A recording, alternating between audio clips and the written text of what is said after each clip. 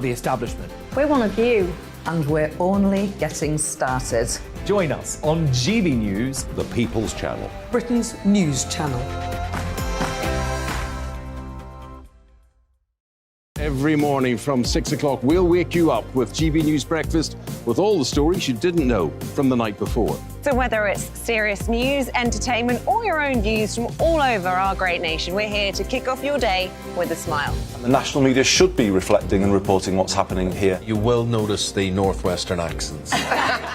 Whether you're with us on TV, radio, or online, every morning, it's breakfast from 6 a.m. Hope you can join us.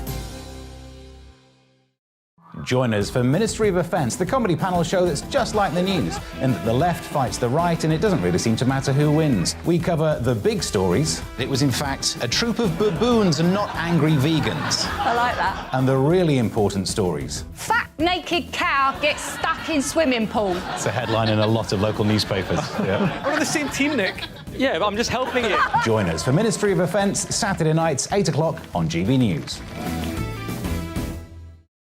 I'm Dan Wootton. Join me Monday to Thursday from 9 to 11 for the feistiest and most fun news debate on TV, where free speech reigns. I'll bring you a sharp take on the day's biggest stories, bombshell newsmaker interviews, and A-list guests. And I guarantee you, no spin, no bias, no censorship, and no reason to go to bed. That's Dan Wootton tonight, Monday to Thursdays from 9 on GB News.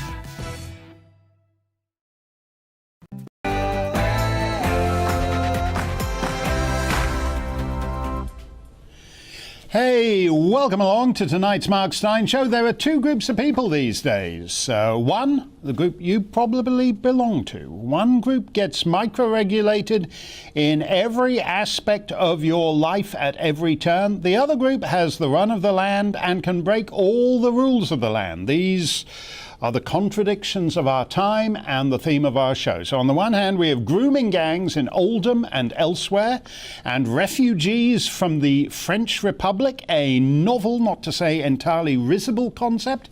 And we have an English village condemned to death by Priti Patel's Home Office, and we have an actual subject of the Crown, Julian Assange, now on a one-way ticket to America, where justice goes to die and where he will surely die if he is forced onto that plane. His brother is here to discuss that. It's not all bad news. We actually have some good news for you. Vaccine widow Vicky Spitt, whom you've gotten to know in recent weeks on this show. Vicky is here with some good news. Plus, the most vital part of our broadcast, all the more important when we live in the constant swirl of a blizzard of lies. Your comments and questions, you can send them along by email to gbviews@gbnews.uk. You can tweet me at gbnews. But first, as ever, the news with Polly Middlehurst.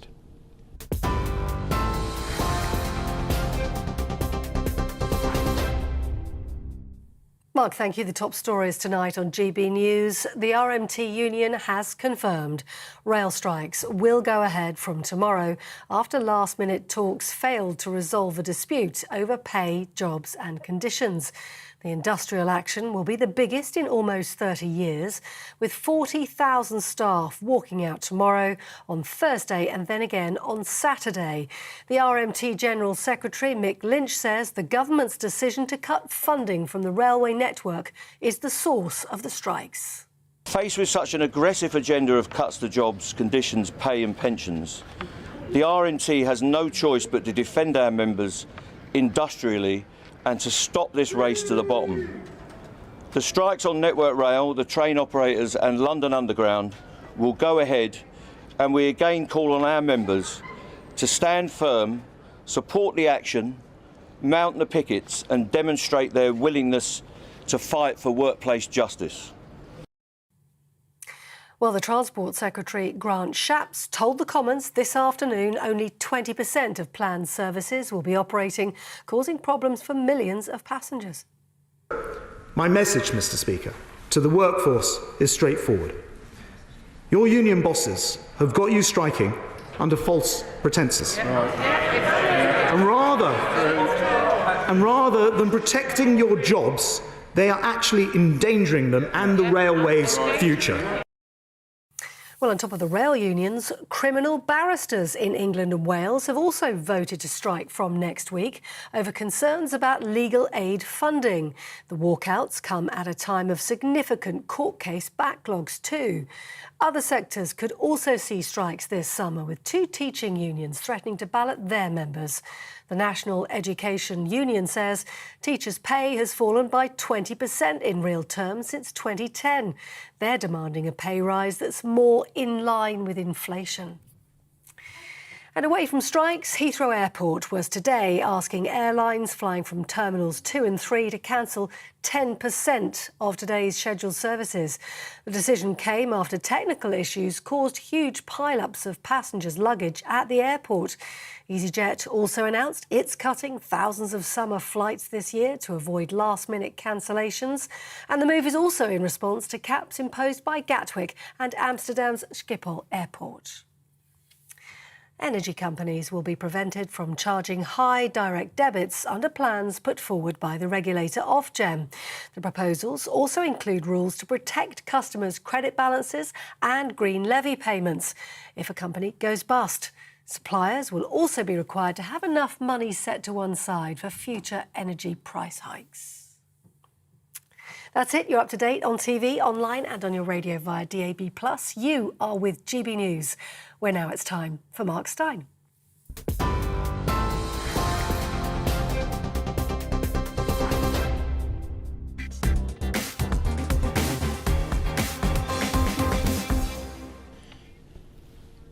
Thank you, Polly. So if I understand it correctly, it's now over £100 to fill up your car. The trains all pack up in 4 hours' time. And what was that about the airports? Terminal 2, Terminal 3 at Heathrow, there's a 10% reduction in flights because of, what was it Polly said, technical issues? I don't know. It's almost like they just want us to stay in our homes and not go anywhere. The salient feature of our wretched world is a strange inconsistency in public policy. On the one hand, anything you care about, the government professes to be entirely impotent to do anything about. For example, Muslim grooming gangs engaged in mass sex slavery of young girls in every town up and down the land. All a bit complicated, old boy. Best thing to do is have an official inquiry that keeps everything hush-hush until the 12-year-old girls are in late middle age. Thus, quote, I'm sorry for the hurt and the ongoing trauma. There are no excuses. Sexually exploited children in Oldham were failed by those who were meant to protect them. Damning report finds, a damning report on sexually exploited children in, where was it this time? Rotherham, Rochdale, Telford, Oxford, insert your town here. The state does nothing about the serial gang rape of young girls in every corner of the realm. On the other hand, if you misgender someone on Twitter, the same state can dispatch half a dozen plods to quiz you on your transphobia. West Yorkshire Constabulary, I don't want to single them out, they're no more or less useless than South Yorkshire Constabulary, but West Yorkshire sat by and let the so-called grooming gangs have the run of the county. But as we reported last week, they were out in force to arrest Paul Golding, leader of the entirely lawful Britain First party, and prevent him from campaigning in the Wakefield by-election. A judge has now quite rightly thrown out the quite improper bail conditions that prevented Mr. Golding from entering the constituency. You might find Britain First a bit butch for your tastes, but they're entirely legal. And outside of banana republics with police chiefs in reflector shades, the coppers do not get to determine which leaders of lawful political parties are permitted to participate in democratic politics. But it gets worse than that. On these supposedly intractable issues, the state is, as a practical matter, in cahoots with the bad guys. Quote, the Rochdale grooming gang leader Shabir Ahmed worked as a welfare officer in Oldham unchecked for 3 years, despite being accused of serious child sexual abuse. Oh, so the guy who's running the operation that's gang raping all the children is actually an employee of the state agency that's supposed to prevent these things. And it wasn't just for 3 years, but for much, much longer. Mr. Ahmed was a, quote, welfare rights officer in the, quote, welfare rights unit. So if you like raping young girls, that's the motherlode. The British state enabled him to take his work home with him, literally. That's one story we're going to stay on with our friend Sammy Woodhouse through this week. And Maggie Oliver is going to be here with Patrick Christys in an hour's time, because there isn't a lot to be said for a nation that lets its most vulnerable children be gang raped with impunity decade in, decade out. Speaking of which, they may be needing a new welfare rights officer in Linton-on-Ouse in North Yorkshire any day now. Olga Mathias will be here from Yorkshire on today's show. But again, HMG is anxious to communicate its impotence on the vexing issue of migrants. All very complicated, old boy. If it were up to us, they'd all be on their way to Rwanda pronto. But unfortunately, there's this European Court of Human Rights, so some eminent jurist from Albania or Azerbaijan is tying our hands. That doesn't exactly explain why the organs of the British state, the UK Border Force, the Royal Navy, are now actively facilitating the migrant tide across the Channel. The Royal Navy, which did more than any other institution on the earth to stamp out slavery, is now actually colluding with human trafficking in the waters off the coast of southern England. Extraordinary. The Royal, and shameful, actually. Shameful. The Royal National Lifeboat Institute has been the principal body responsible for saving lives in the waters off Britain, Ireland, and surrounding islands for 2 centuries now. It has been so apolitical that even those touchy Irish nationalists of 100 years ago were happy to keep the RNLI on as the designated nautical rescuer for the waters of the Irish Free State, notwithstanding its royal charter and royal patronage and royal this and royal that. They've rescued over 140,000 people from an indefinite term in Davy Jones' locker. But look at this footage. This is the RNLI arriving at Dover with another 4 dozen strapping young lads they're bringing in for the priority check-in to the UK. Do these 4 dozen get added to the 140,000 the RNLI have rescued? If so, it's going up by hundreds every day. And in what sense are these persons being rescued as opposed to being at a pre-arranged rendezvous with a French vessel at which they're transferred from one boat to another? Nigel Farage says the RNLI is now a taxi service. You can feel free to disagree, but it's not what the RNLI is set up for, is it? And if you'd said to those touchy Irish chappies in 1922, oh, by the way, our principal function now will be to land hundreds of non-Irishmen on the beaches of Waterford every night, I doubt His Majesty's government in the Irish Free State would have kept them around another day. So the government is using its purported impotence in these matters as a cover for the fact that it's actually joined the other side. If you voted to end the migrations, well, sorry. Evidently, the human traffickers made a better offer. Our society is bifurcating. On the one hand, law-abiding persons are micro-regulated in every aspect of their lives. On the other, lawless persons have the run of the land, and the state professes to be powerless to do anything, while at the same time actually actively assisting them. Which brings us to COVID.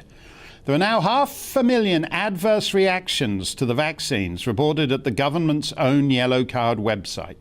Every time we interview those injured and bereaved by the vaccines, viewers respond to me by saying, oh, I didn't need these shots, but I did it to get my life back, to get back out in the world, to go to a show, to go to a restaurant, to go lie on a beach in Spain.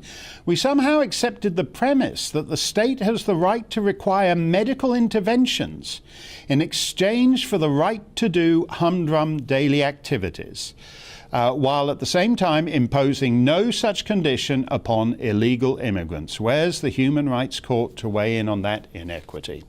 Let me know what you think. GBViews at gbnews.uk. You can tweet me too at GBNews. It has been my pleasure to welcome Vicky Spit onto our airwaves 3 times in recent weeks. Vicky lost the love of her life, Lord Zion, possibly not his birth name, but it was on his passport. I've learned quite a bit about him in the last few weeks. They lived a life in full and were survivors in the music business, which isn't easy. Zion wasn't Justin Bieber, but he didn't want to be Justin Bieber, and the band got noticed by various panjandrums, from Kerrang! Magazine to Radio 2. Vicky played bass, and they had a following around various parts of Europe. Take a look at this fabulous album cover. Yeah, look at that. We won't. That's Vicky standing. What is that? Second from right. We won't hurt you, but we won't go away. That's the strap on the cover. And then one day Zion went off to get the COVID shot, like everyone from the Queen down told him to do, and he got sick and his condition worsened. And Vicky found herself widowed in her 30s. They did hurt him, and then they went away. Vicky couldn't get anyone from the British state to acknowledge her existence. And on the rare occasion that anyone did, such as that chap we talked about last week, the colossus of Scottish politics, Glasgow MSP John Mason, it was to laugh at her and sneer at her grief. Well, Vicky is back with us, and she has some news. Great to see you, Vicky. And you have a genuine bit of bad news after getting the cold shoulder from the government for over a year now. Yeah, I have some news finally. Before I do that, I just want to tell you, Zion was his birth name. Whoa! I apologise. I assumed he was christened Ernest or Wilfred or something and changed it to something cooler. But I'm very glad to hear that. So the passport was right in every particular. I've learned a lot about him from you and from his website, which is still up there in the last few weeks. You had a great life, and it should have continued for another 40, 50 years. But you should have had another half century together, but you didn't, and then the government stonewalled you, and now they've ceased stonewalling. They have. On Friday afternoon, I got a phone call to notify me that I am the first person whose claim with BDPS has been processed and approved. So, yeah, over a year later from when I put in the claim, with a death certificate, it's finally been approved. And they assured me that this would now speed up other claims in the processing, which is very good news because a lot of people are really struggling. There are people who are at risk of losing their houses if they don't get some help soon. Well, as we've said, there's over 2,000 deaths and over 500,000 adverse effects on that yellow card website. And you are the first person who will receive government compensation among the bereaved and injured by the vaccines. And now they're telling you that now they've processed you as number one on the list, they're going to be able to process everyone else. Why do you think this has happened out of the blue so suddenly? Possibly because the squeaky wheel gets the oil. And with the help of GBNews, we've been getting a lot more attention. And I do think that the VDPS will be going, oh, thank God she's going to leave us alone now. Sadly for them, they have just confirmed that we have won the first battle. They have acknowledged causation, and it just adds legitimacy. As you know, we've been mocked and ignored and told that we're making stuff up and that there's no such thing as vaccine damage for the last year and a bit. And now this confirms there is causation and we can continue to fight on. The amount they are giving out is £120,000, which sounds like a lot of money, but when you consider I'm going to have to pay a lot of it back to family and loans for funeral expenses and just getting part through the last year, it's, not very much money at all. And when there are people who have ongoing medical expenses for the rest of their life, it is nothing. Compared to what we could get if we could litigate against AstraZeneca, is absolutely appalling. And seeing as they haven't increased the amount since 2007 in rate of inflation, it may leave us no choice but to continue attempting to litigate against AstraZeneca or the government, whichever works. So if it gone up with inflation, we'll be looking at about £180,000, which is still, it doesn't bring anyone back, but it's it's a fairer amount. Well, as you say, £120,000 sounds a lot of money if you get it in a cheque and you deposit it on a Thursday afternoon in your bank. But when you figure out the expenses you've got, how long that cheque has got to last, it's, this is one of those things, if you brought a lawsuit in the United States, it'd be $30 million or whatever. And it would be a very different thing. There are lots of people, vaccine injured people, who can't work, can't drive a car, and they're having to sell their homes to pay medical bills. Do you think the government is serious about expediting these funds? I think they are hoping that it will pacify us, which it won't. We're not going to stop until we've got fair recognition and fair justice for all of the bereaved and injured. We at Viv UK, we're excited that we've got this far. We really are. But we have no intention of stopping until we believe we have fair recognition and fair compensation for what we've been made to suffer. Well, I can't think of anyone who deserves it more than you to be number one on this list, not necessarily because of your particular bereavement or because of the other people's injuries or whatever, but because the way we know each other is I did something on this a few weeks ago, and I think you retweeted it and suggested that you had more to say on this, and you've been absolutely terrific on this. As you said, the squeaky wheel gets the oil, and you have been as squeaky as anybody, Vicky, and we congratulate you on this. And I hope the government of the United Kingdom, which can get money to Ukraine in nothing flat, will actually get money to you in nothing flat and to all the others.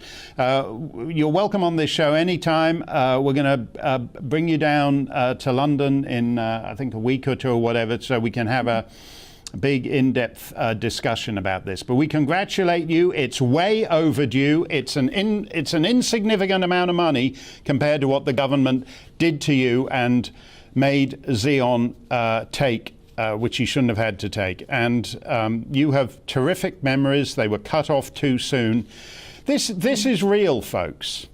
Vicky and Xeon had a lifelong love, and basically a stupid shot he had no need to take cut that off half a century before it should have been cut off. I congratulate you, Vicky, and I'll see you next time on our show. You're a great credit to this cause. It is a great cause, and that boob of a Scottish parliamentarian should be ashamed of himself for denigrating your grief. Thank you so much for joining us again. Thank you. That was Vicky Spit, ladies of Gen. Thank you, Vicky. You've been like a bulldog on this.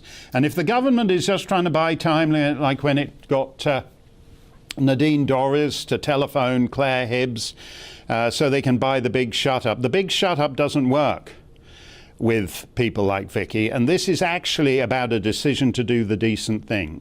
Meanwhile, even as freeborn citizens decide to steer clear of 4th, 5th, 6th booster shots, which is actually happening now, people are checking out of this crummy system. Governments remain determined to shoot the happy juice to anything that moves. The US Food and Drug Administration has approved the Pfizer and Moderna jabs for infants as young as 6 months old. A 6-month-old baby has no need to take this thing, and it is disgraceful that the United States government is encouraging parents of 6-month-olds. But as goes the US today, so goes most of the rest of the English-speaking world tomorrow, which means they'll be encouraging you to jab your 6-month-old any day now. As of May, the number of babies in the UK under 1 who've died, quote, with a COVID diagnosis is 2. The number of children aged 1 to 4 who've died with a COVID diagnosis, just the 1. We have no way to know that that child died of COVID as opposed to merely with COVID, given the consciously abysmal, vague data collection on UK mortality. I'm pleased to welcome back retired paediatrician Ros Jones. Ros, is there any medical reason to give 6 months old, or indeed anybody under 5, anybody under 10, anybody under 15, these vaccine shots? No, absolutely not.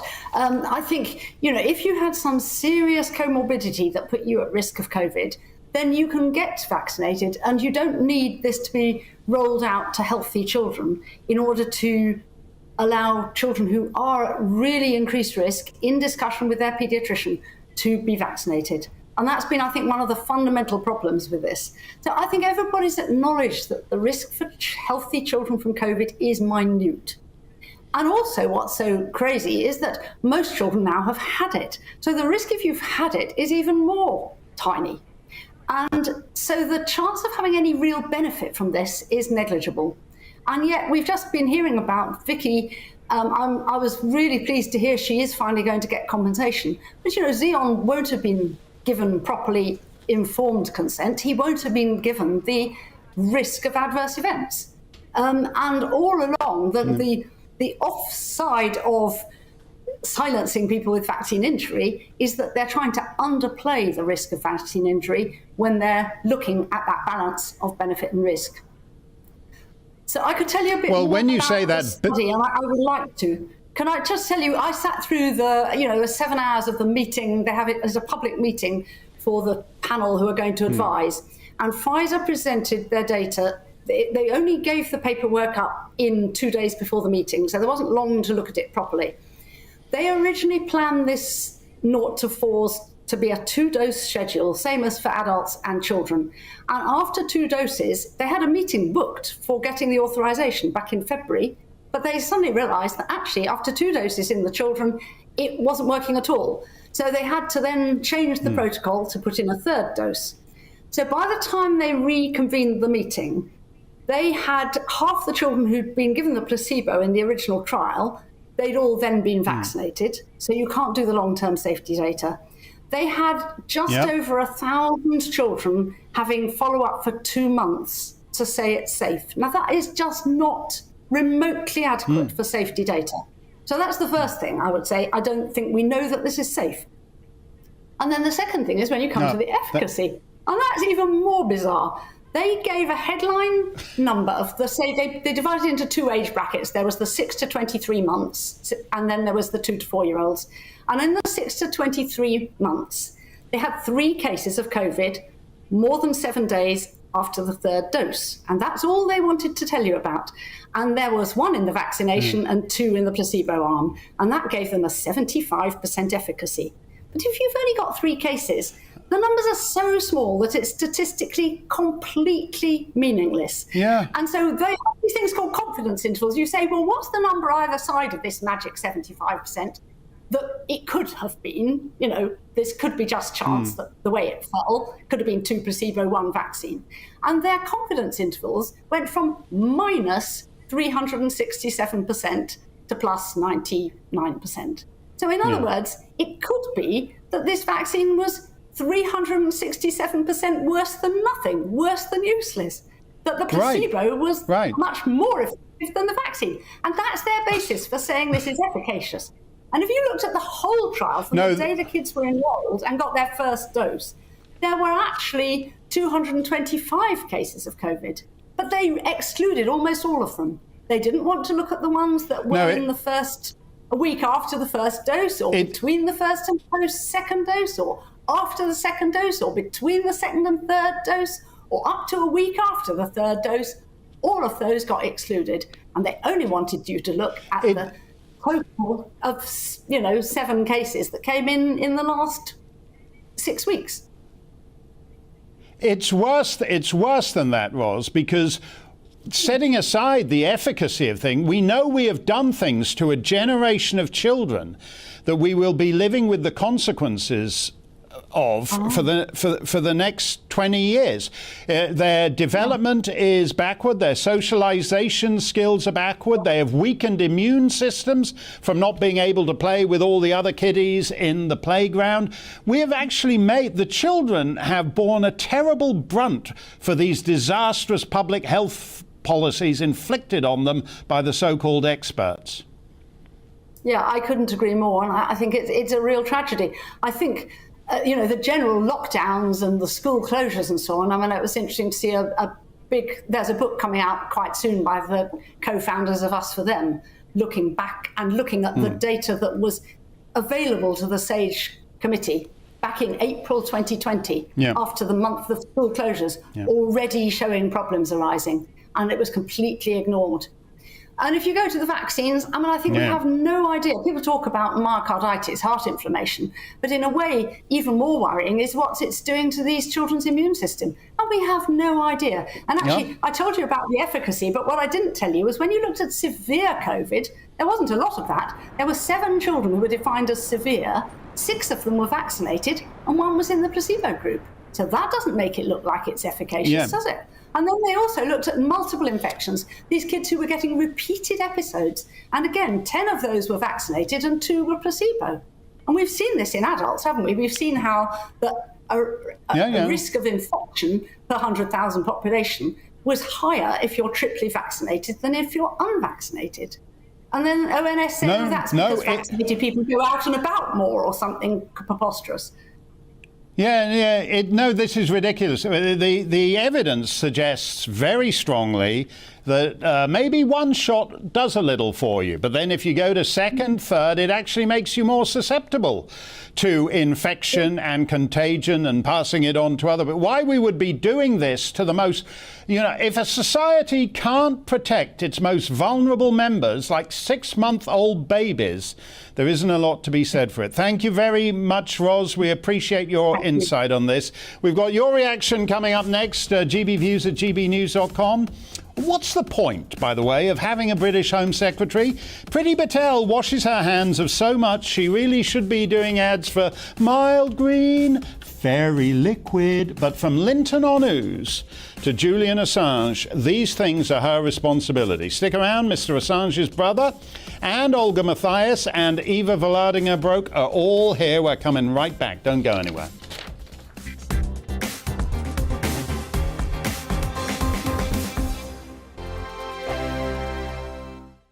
We are GB News. We're right across this great nation. On TV, on radio, on digital. Absolutely everywhere. We don't talk down to you. We embrace all voices.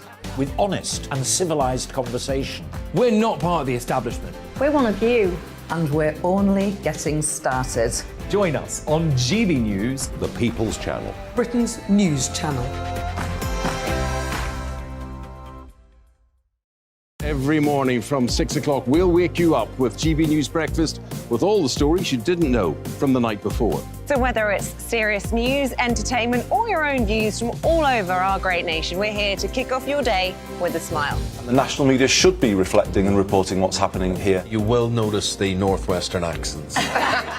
Whether you're with us on TV, radio, or online, every morning, it's breakfast from 6 a.m. Hope you can join us. Join us for Ministry of Defence, the comedy panel show that's just like the news, in that the left fights the right and it doesn't really seem to matter who wins. We cover the big stories. It was in fact a troop of baboons and not angry vegans. I like that. And the really important stories. Fat naked cow gets stuck in swimming pool. It's a headline in a lot of local newspapers. Yeah. We're on the same team, Nick. Yeah, but I'm just helping you. Join us for Ministry of Defence, Saturday nights, 8 o'clock on GB News.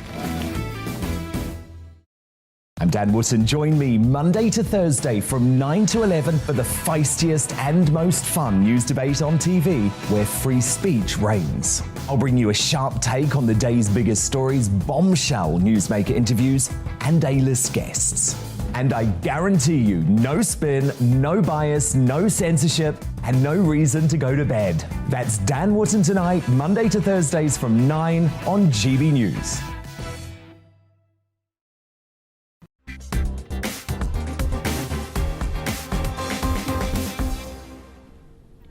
GB News is the People's Channel, so let's hear from the people. We wanted to know, should babies receive the jab? Paul says no. Next question. Alan says, surely the question we should be asking is COVID-19 a threat to these children? So far the evidence is not in the vast majority of cases. So if that's true, then why on earth would we even consider giving it to them?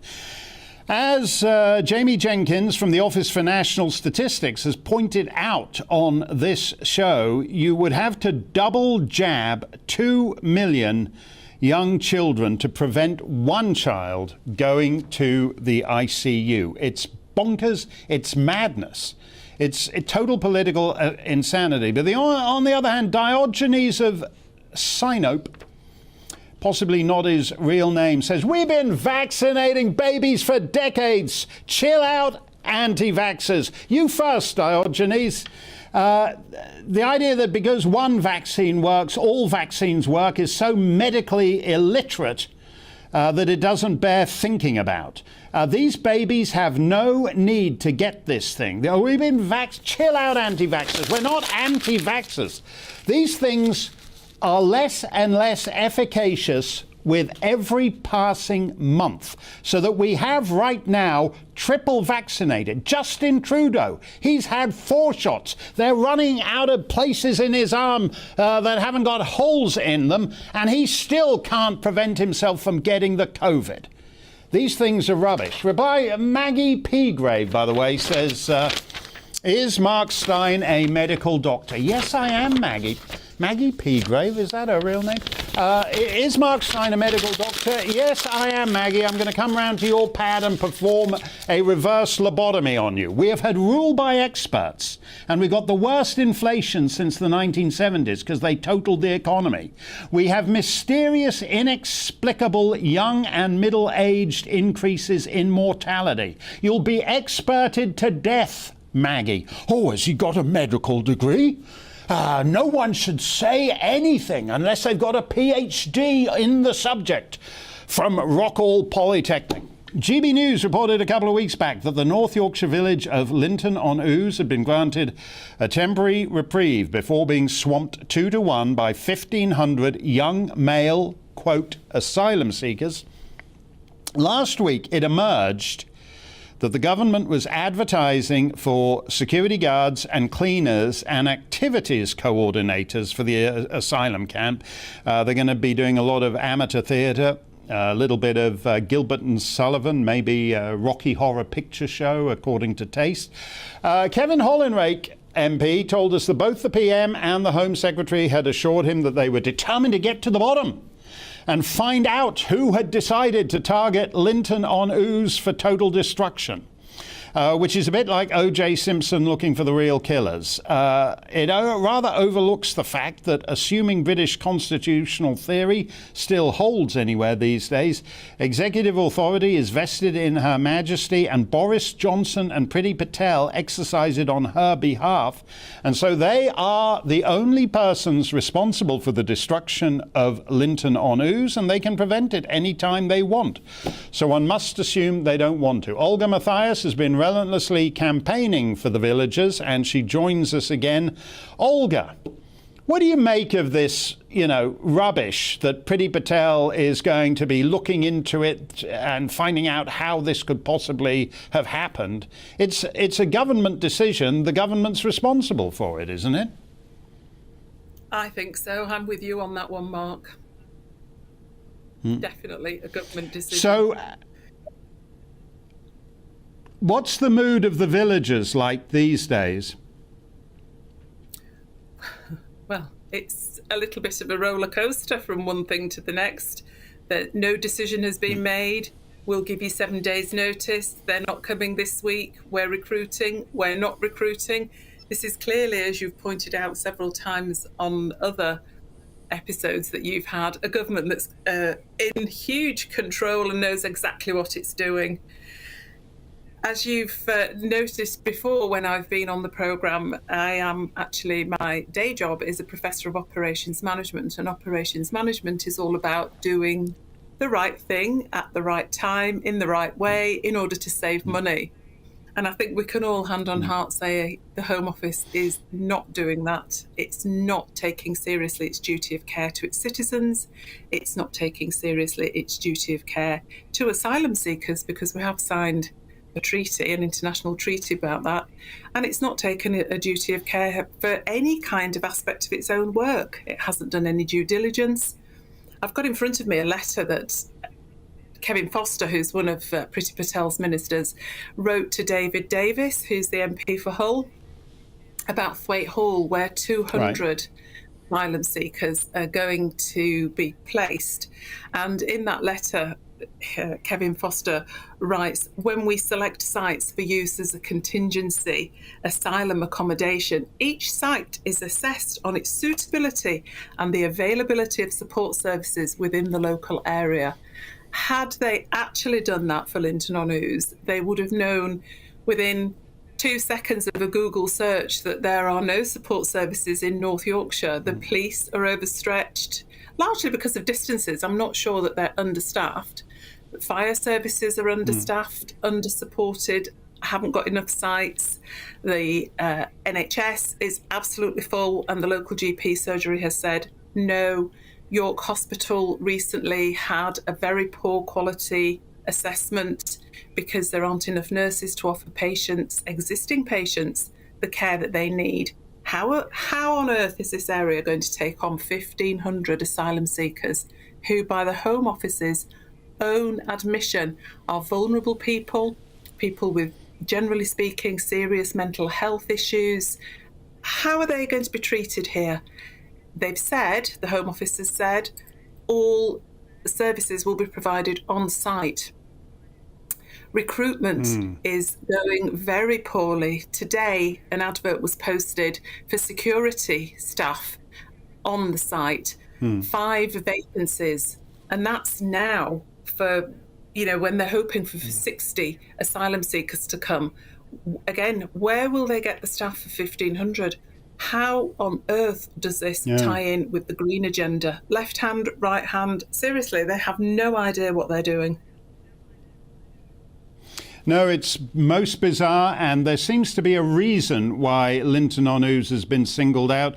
It's good to see you, Olga, and I can understand why you're not entirely reassured by the local police commitment to send a car through the village once every week. What's that going to be? 9 p.m. on a Thursday night?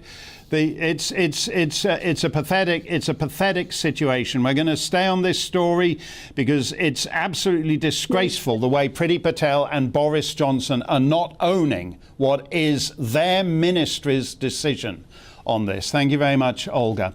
Priti Patel has been likewise hands-off on Julian Assange's asylum claims. Over the weekend, the Home Secretary signed an extradition order to send the WikiLeaks founder to America, to the dank, choked, overflowing septic tank that is the dirty, stinking, rotten, corrupt US justice system. Mr. Assange owes no allegiance to the US government. He is an Australian subject of the Crown, and Her Majesty's ministers in both London and Canberra have treated him very badly. Gabriel Shipton is Julian Assange's brother and joins us now from Berlin. Gabriel, are you worried that your brother is not going to survive long in the federal prison system? Yes, we certainly are, Mark. Thank you for having me.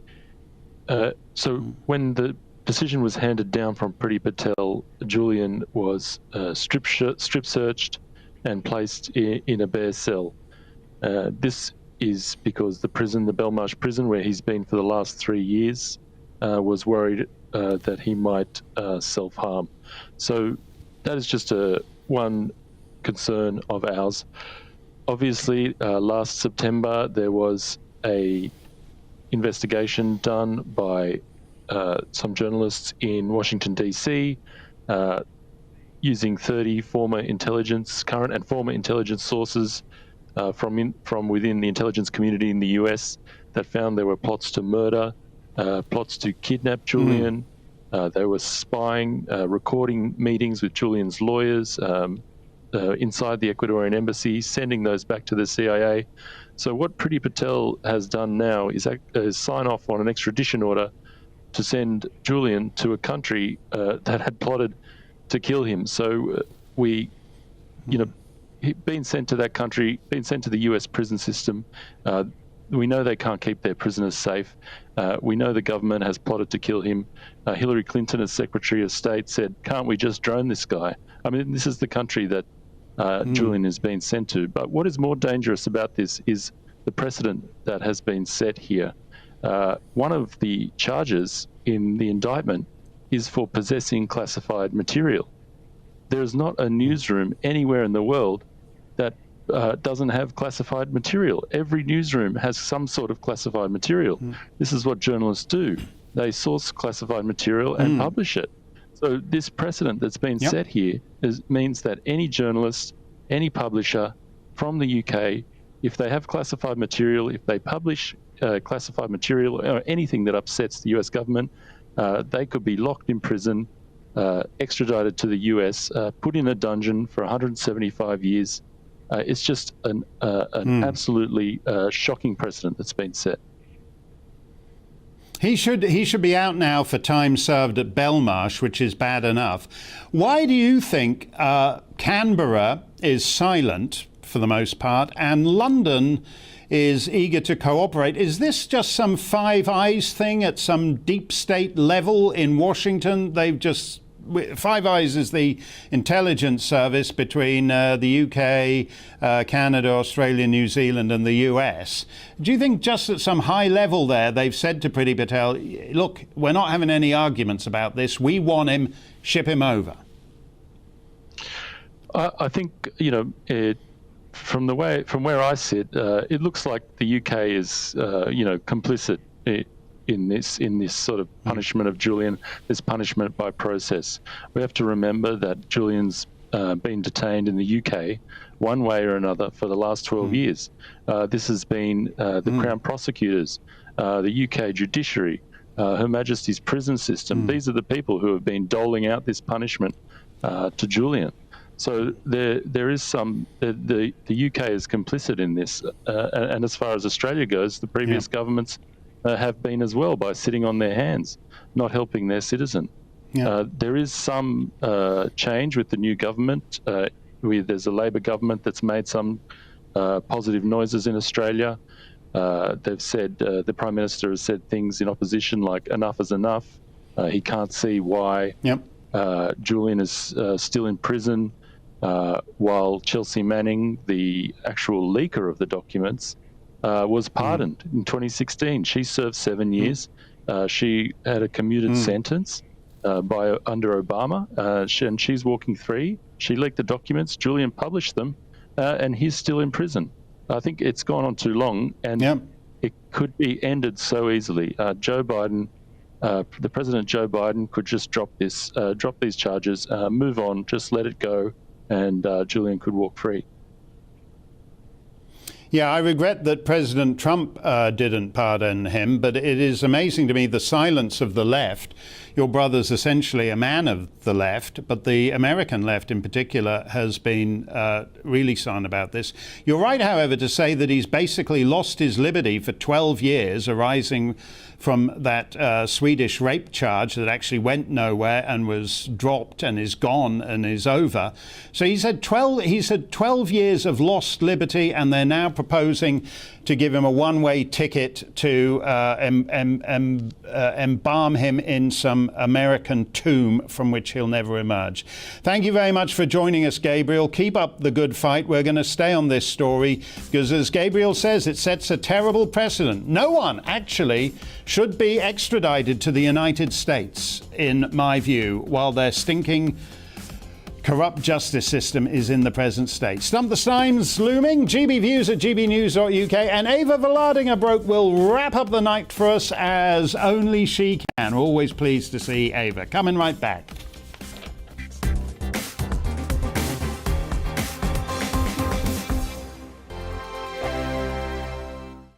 We are GB News. We're right across this great nation. On TV, on radio, on digital. Absolutely everywhere. We don't talk down to you. We embrace all voices. With honest and civilised conversation. we're not part of the establishment. We're one of you. And we're only getting started. Join us on GB News, The People's Channel. Britain's news channel. Every morning from 6 o'clock, we'll wake you up with GB News Breakfast with all the stories you didn't know from the night before. So whether it's serious news, entertainment, or your own views from all over our great nation, we're here to kick off your day with a smile. The national media should be reflecting and reporting what's happening here. You will notice the northwestern accents. Whether you're with us on TV, radio, or online, every morning, it's breakfast from 6 a.m. Hope you can join us. Join us for Ministry of Defence, the comedy panel show that's just like the news, in that the left fights the right and it doesn't really seem to matter who wins. We cover the big stories. It was in fact a troop of baboons and not angry vegans. I like that. And the really important stories. Fat naked cow gets stuck in swimming pool. It's a headline in a lot of local newspapers. Yeah. We're on the same team, Nick. Yeah, but I'm just helping you. Join us for Ministry of Defence, Saturday nights, 8 o'clock on GB News. I'm Dan Wootton. Join me Monday to Thursday from 9 to 11 for the feistiest and most fun news debate on TV, where free speech reigns. I'll bring you a sharp take on the day's biggest stories, bombshell newsmaker interviews, and A-list guests. And I guarantee you, no spin, no bias, no censorship, and no reason to go to bed. That's Dan Wootton tonight, Monday to Thursdays from 9 on GB News.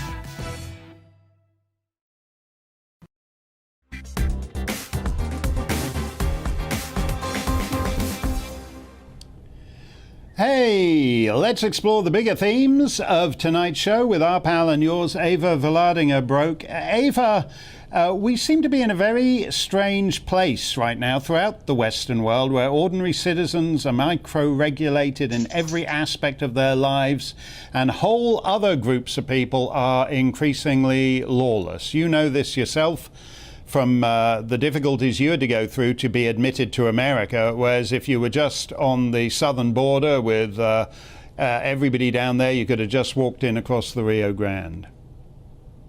Right. Yeah, it seems to me like, just looking at your show today, that we see all of these executive decisions being made by our governments when it comes to ordinary civilians, but also to politicians and to journalists like Julian Assange, whistleblower, I should say, that I can only basically look at and think this has to be malintent. You know, oftentimes we tend to look at these things and think, are they that stupid? You know, that's the question that we asked when it comes to the vaccine rollout. But at a certain point, especially from a legal point of view, if somebody keeps making the same mistake over and over again and knows what the consequences are of their actions, can you really think that it's all just an honest mistake? At this point, with most of the things you talked about today on your show, I really don't think so anymore.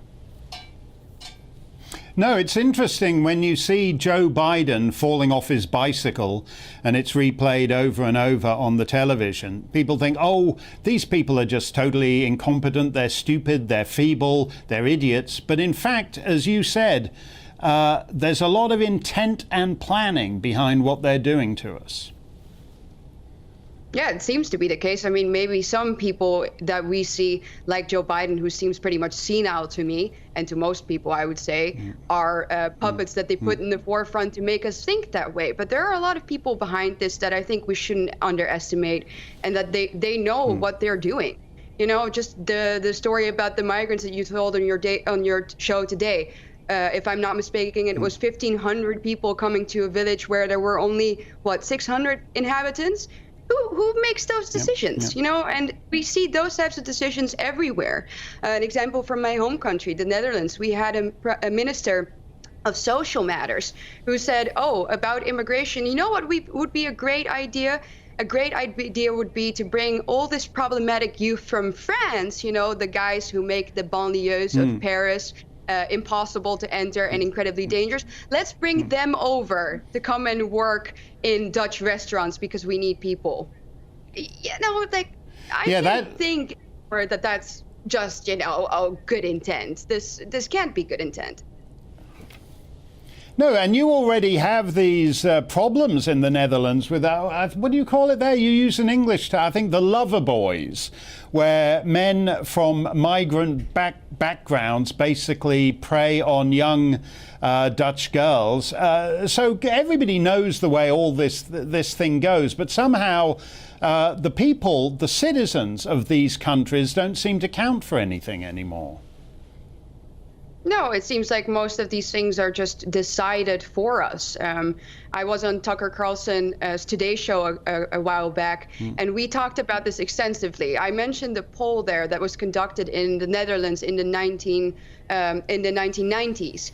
And this was a poll, for example, asking about the consequences of mass migration. And a large majority of Dutch people back then already said, this is one of the biggest mistakes, or actually the biggest mistake that we've made in Dutch history. You know, and there are a lot of things that you could think about, but people were very much against it already back then. And we hadn't even lived through the migrant influx of 2015. So it seems like we just don't really have all that much to say anyway. And well, that is the case now again with this vaccination rollout and the fact that they're doing this for children under 5 year old. It can't be that these people really have our best interest at heart. And it shows when there are politicians who do.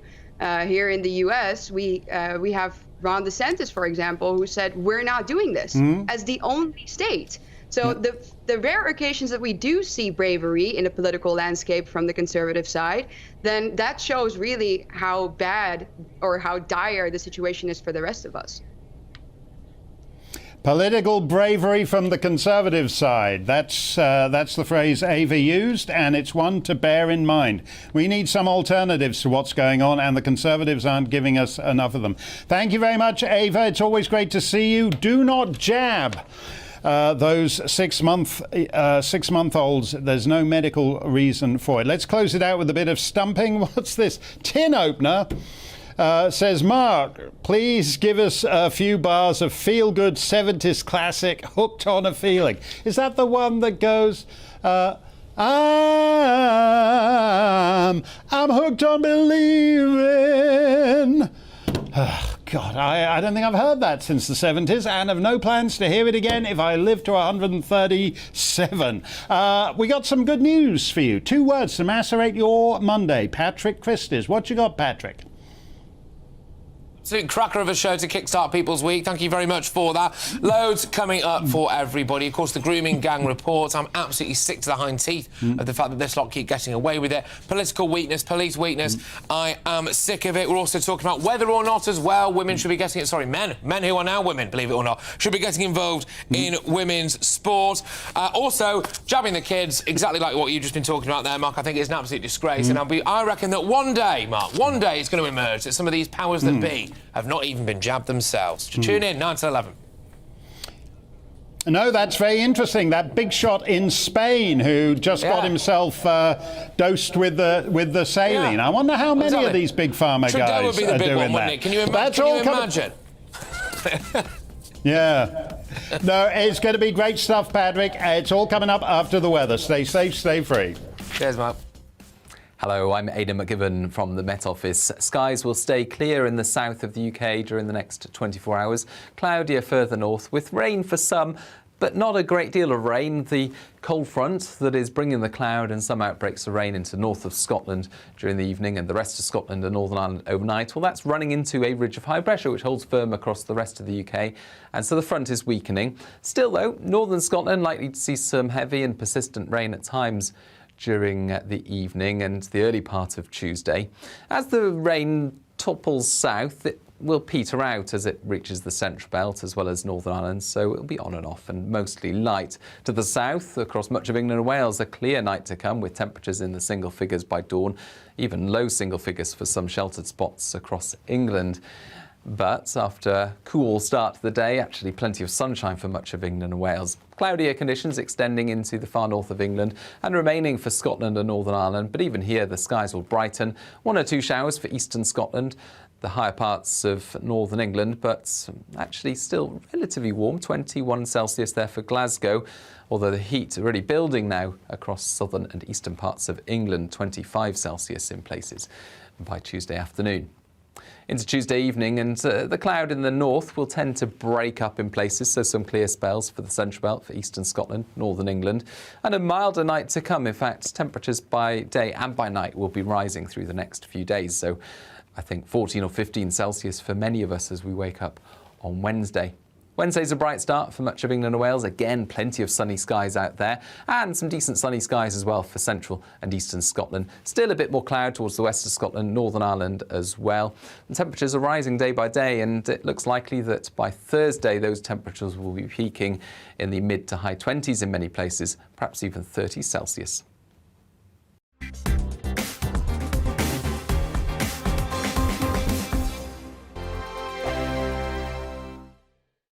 We are GB News. We're right across this great nation. On TV, on radio, on digital. Absolutely everywhere. We don't talk down to you. We embrace all voices. With honest and civilised conversation. We're not part of the establishment. We're one of you. And we're only getting started. Join us on GB News, The People's Channel. Britain's news channel. Every morning from 6 o'clock, we'll wake you up with GB News Breakfast with all the stories you didn't know from the night before. So whether it's serious news, entertainment, or your own views from all over our great nation, we're here to kick off your day with a smile. And the national media should